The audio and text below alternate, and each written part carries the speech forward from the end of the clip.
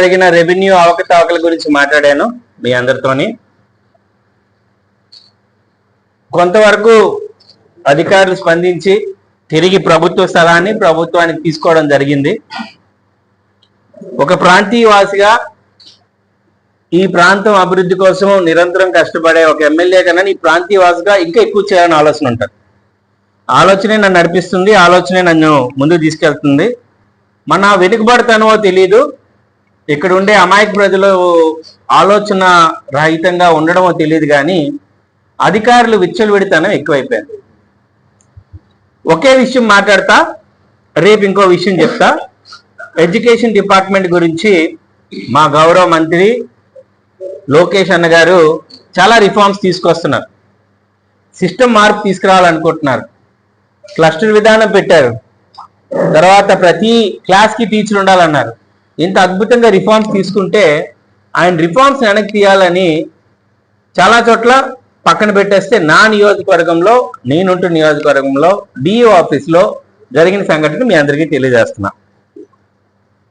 30/4/2026న 19,55,000 రూపాయలని unique construction వాళ్ళకి డైరెక్ట్గా ఇవ్వడం జరిగింది.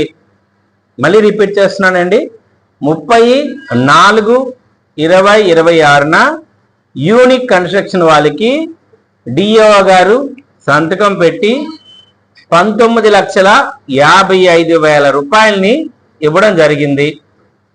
ఆ యూనిక్ కన్స్ట్రక్షన్ ఎవరిదిరా అంటే one of the teacher, DO ఆఫీసులో పనిచేస్తున్న టీచర్ వాళ్ళ వైఫ్ది. మీ అందరికీ ఒక విషయం చెప్పాలి, ప్రభుత్వంలో మేము ఉన్నాం. మా ముఖ్యమంత్రి గారికి, మా లోకేష్ గారికి హెరిటేజ్ ఫుడ్స్ ఉన్నాయి.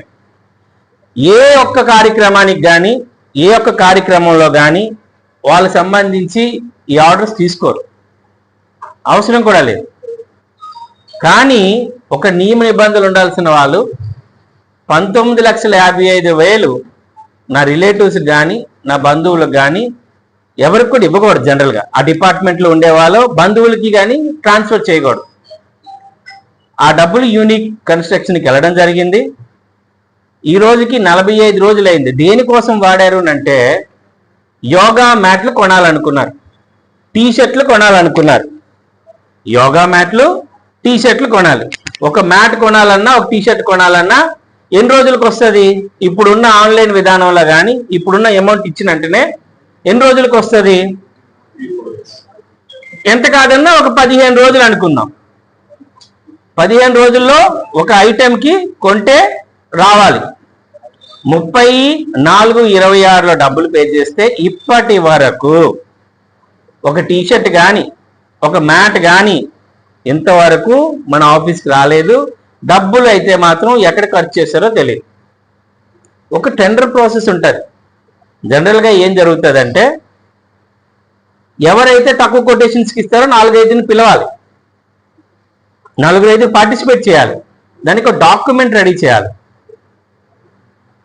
దీనిపైన నేను డిఓ గారితో మాట్లాడితే ఆయన ఇదిగోండి 2 రోజుల్లో వస్తుంది, 3 రోజుల్లో వస్తుంది, 4 రోజుల్లో వస్తుంది అని చెప్పారు. నేను ఒప్పుకోవట్లేదు. 19,55,000 ఎక్కడికి వెళ్ళాయి? ఎందుకు మీ యొక్క డిపార్ట్మెంట్ వాళ్ళ వైఫ్కి ఇవ్వడం జరిగింది? డిపార్ట్మెంట్లు ఉండే వాళ్ళు సొంత రిలేటివ్స్కి ఇవ్వడానికి కారణం ఏంటి? టెండర్ పిలిచారా? టెండర్ పిలిస్తే ఏ పేపర్స్కి ఇచ్చారు? ఎంతమంది పార్టిసిపేట్ చేశారు?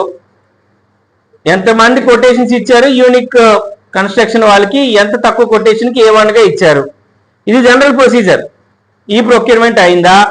అయితే డాక్యుమెంట్స్ కావాలని ఇప్పటికీ 4 రోజులు అయిపోయి అడిగాయని, దాదాపుగా 4 రోజులు అయింది అడిగి.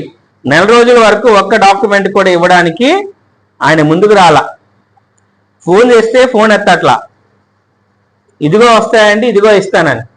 అంటే ఒక ఎడ్యుకేషన్ డిపార్ట్మెంట్లో ఒక్కొక్క రిఫార్మ్స్ తీసుకెళ్లాలని మా గౌరవ మంత్రి గారు ఆలోచిస్తుంటే, ఇంకా ఈ పాత ఆలోచనలతోని ఎలా దండుకోవాలంటే గత వైసీపీలో పనిచేసిన వీళ్ళందరికీ దాచుకోవడం, దోచుకోవడం, ఎక్కడ ఎలా నొక్కాలనే ఆలోచనలో ఉన్న ఈ అధికారులందరిపైన కఠినమైన చర్యలు తీసుకోవాలి. దీనికి సంబంధించి ఇంకో విషయం కూడా అడుగుతున్నా, ఇప్పుడు ఈ డిఈఓ గారు ఇప్పుడు చేశారు, దీనికి ఆల్రెడీ చైర్మన్ గా కలెక్టర్ గారు ఉంటారు. ప్రతి ప్రొక్యూర్మెంట్ లో కూడా వీళ్ళు చేసి ఇచ్చిన తర్వాత కలెక్టర్ గారు కూడా ఖచ్చితంగా దాన్ని వెరిఫై చేస్తారు. మీ ద్వారా కలెక్టర్ గారికి కూడా అడుగుతున్నాను, కలెక్టర్ గారు ఇది జరిగి 45 రోజులైనా ఇంతవరకు కూడా మ్యాట్స్ రాలేదు, టీషర్ట్లు రాలేదు. తిరిగి మళ్ళీ యోగాంధ్ర అని చెప్పి మన కార్యక్రమం ప్రభుత్వం స్టార్ట్ చేసింది. ఈ టైంకైనా మ్యాట్లు ఉండాలి కదా, ఎందుకు రాలేదండి? కొంచెం చర్యలు తీసుకుంటారని ఈ సభాముఖంగా సూటిగా కలెక్టర్ గారిని అడుగుతున్నాను. అలాగే దీనికి సంబంధించి అధికారులకు కూడా తెలియజేయడం జరిగింది. లిఖిత పూర్వకంగా ఈ 19,55,000 రూపాయల పైన విచారణ చేపట్టాలి. ఎలాగ టెండర్ ప్రాసెస్ చేశారో దానికి సంబంధించిన డాక్యుమెంట్స్ అన్ని కూడా ఇవ్వాలి. ఇవ్వకపోతే రేపే ఆఫీస్కి పోయి ఆ డాక్యుమెంట్స్ ఏమున్నాయో మేమే తీసుకుని అడగాల్సి వస్తుంది అనే విషయాన్ని ఈ సభాముఖంగా తెలియజేసుకుంటున్నాను. ఇది ఈ రోజుకి మన పార్వతీపురంలో జరుగుతున్న విషయాల్లో అధికారులు చేస్తున్న చేతివాటంలో ఇదొక చేతివాటం కింద మీ అందరికీ తెలియజేస్తున్నాను. నమస్కారం. ఇంకొక రేపటికి చిత్తూరు రెడ్డి గారి సింధులు, చిత్తూరు రెడ్డి గారి సన్నివేశం అని చెప్పి కొత్తవి కొన్ని ఉన్నాయి, అవి కూడా తెలియజేస్తానని మీ అందరికీ తెలియజేస్తున్నాను. రేపటి ఎపిసోడ్ కోసం మళ్ళీ కలుద్దాం. ధన్యవాదాలు.